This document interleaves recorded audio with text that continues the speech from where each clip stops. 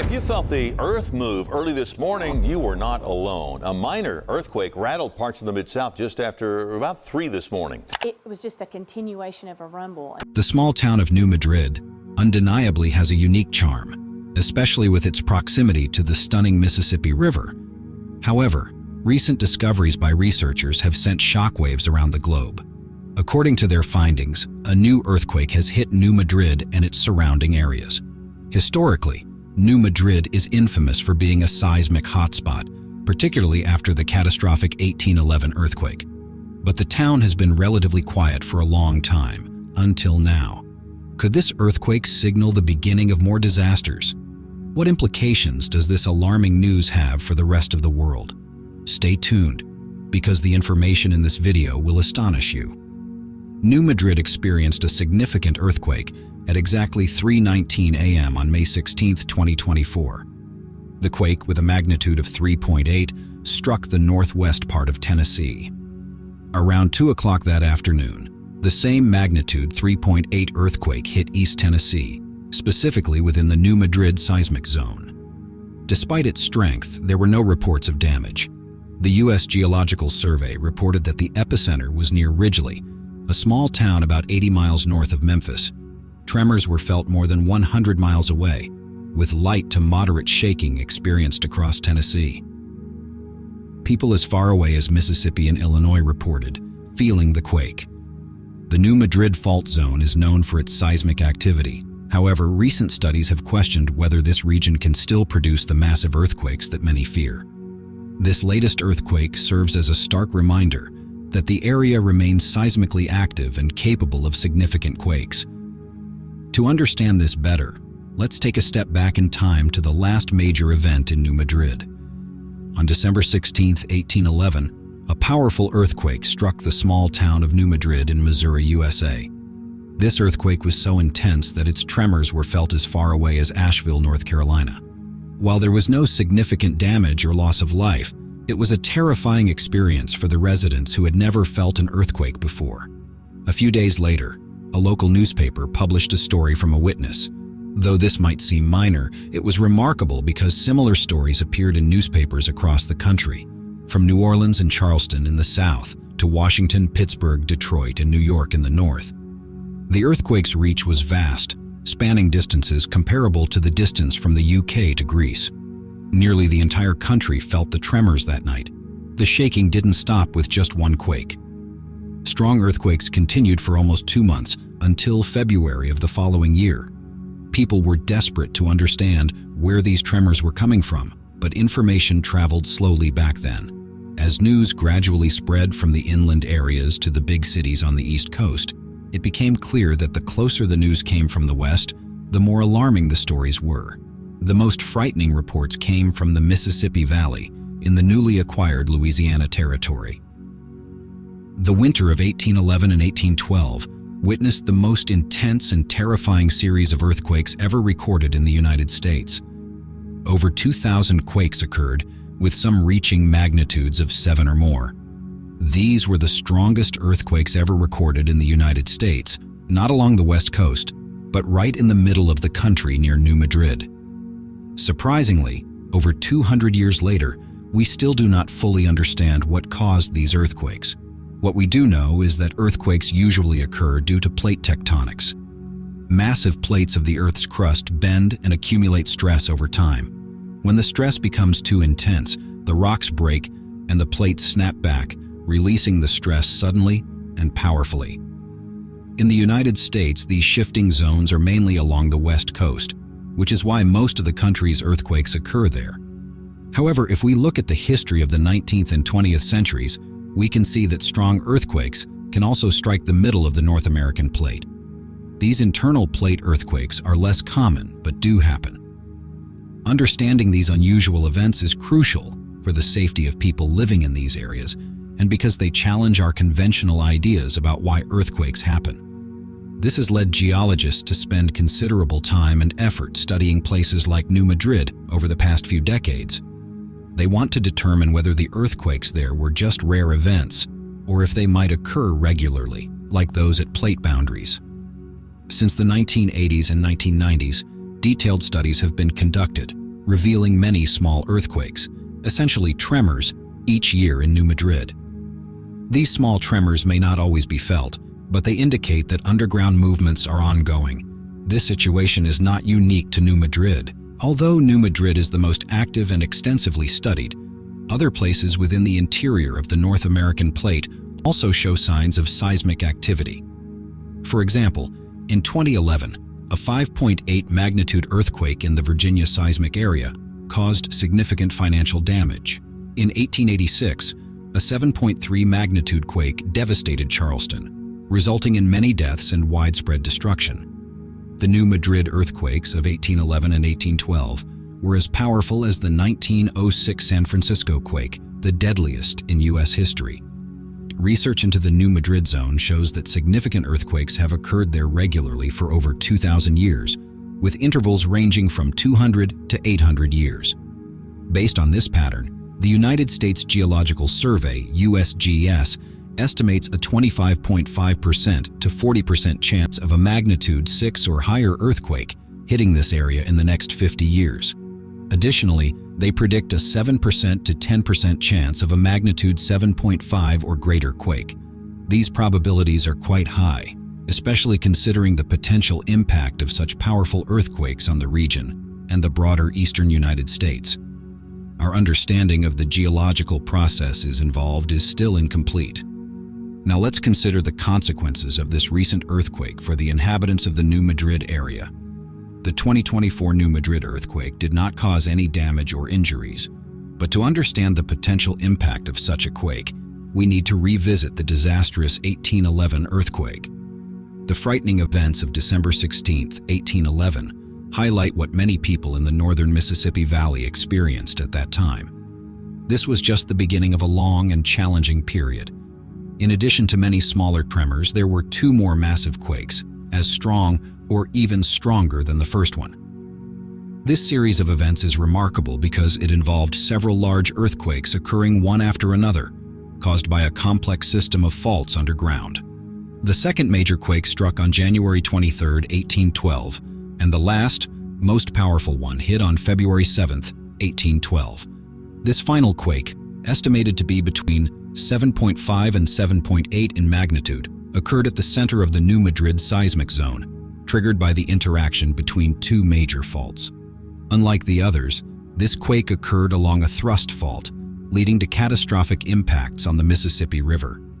The river's course back then was different, and the exact changes are hard to determine. After the quake, one side of the land sank while the other rose, creating a height difference of about 20 feet. This change caused massive rapids at 2 points in the river, as the raised land formed barriers. Remarkably, the Mississippi River, the largest river in America, flowed backward for nearly an hour, causing boats to sail upstream. New Madrid was the hardest hit town, located just 10 miles from the epicenter, and near where the Mississippi River was disturbed by the Earth's movements. Eliza Bryan, a brave schoolteacher who stayed even after the town was nearly destroyed, provided a vivid account of the terrifying events. On February 7th, early in the morning, she recalled that the Earth shook more violently than ever before. Initially, the river's water pulled back so far that boats heading for New Orleans were left stranded on dry land, giving the frightened sailors a brief chance to escape. Suddenly, the water surged back, rising 15 to 20 feet and rushing over the banks with overwhelming force, sweeping the stranded boats into a nearby creek and carrying them up to a quarter-mile from where they had been. Just as quickly, the river level dropped again, pulling down entire groves of young cottonwood trees from its edges with such precision that it seemed almost deliberate. The scene after this disaster was completely devastating. Don't take your eyes off the screen, because this next part will shock you. After the quake settled, people found fish stranded along the riverbanks, unable to survive the sudden and rapid changes in water levels. The Mississippi River was a chaotic mess filled with wreckage from destroyed boats. One particularly tragic incident involved a boat carrying a woman and her 6 children. The vessel was completely destroyed, and none of them survived. The force of the quake seemed to tear the earth apart. Huge areas of land were intermittently buried under sand that erupted from countless new fissures. Some of these fissures closed as quickly as they opened, leaving no trace of their depth, which remains unknown to this day. Aftershocks were constant, occurring every few minutes at first, then gradually becoming less frequent, though they persisted for over a decade. It took about a week for the river to clear up enough to allow boats to navigate the rapids safely again. To the east, where the land had sunk, floodwaters transformed the forested riverbanks into vast, swampy areas. These swamps later became the site of a significant Civil War battle, and eventually gave rise to a large lake that still exists, serving as a silent testament to the area's seismic past. The scale of the earthquakes was immense, causing widespread destruction, especially in the sparsely populated Mississippi Valley.